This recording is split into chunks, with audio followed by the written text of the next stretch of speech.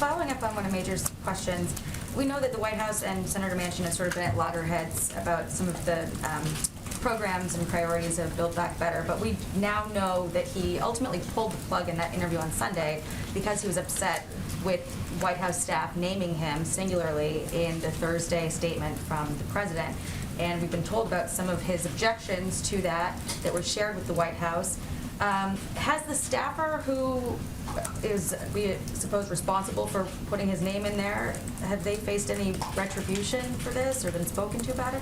You know, Jackie, I haven't seen all of the comments that Senator Manchin has made on this. I know that there's been reporting on this, but I haven't seen him speak in depth about the specifics of what has upset him.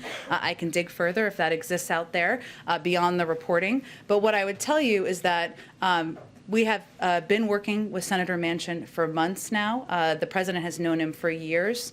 Many of the White House senior staff have known him for years as well. It doesn't mean that there aren't moments of disagreement or frustration. Of course there are. This is legislating. That's the nature of sometimes how it gets done. But our objective and our focus now is moving forward, both with our relationship with Senator Manchin and our efforts to get Build Back Better done, to have discussions with other members of the Democratic caucus, and we're going to spend less time looking in the rearview mirror and more about looking forward. Is there going to be a softer, I guess, approach in dealing with Senator Manchin and some of the other, Democrats in the party who have been very vocal about being disappointed in him? Is there sort of a shift in strategy since this all blew up over bullying?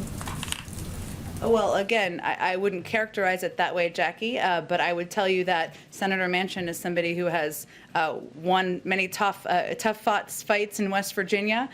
He comes proudly from a coal mining family. He's a pretty outspoken advocate for the things he believes in and the things he doesn't. And I would doubt he's a withering flower on the side of the road. So. Is Build Back Better being dead in the water the reason for extending the student loan moratorium? Well, we would disagree with that characterization, as I think nearly every member of the Democratic caucus would as well, and we're forging ahead to get it done. I just gave you an overview of why the student loan extension. Obviously, we're still battling a pandemic. We know that borrowers across the country, even as the economy has made progress, are still grappling with them, and this will give them a little bit more relief, and that hence is why the president and the vice president made this decision. Go ahead.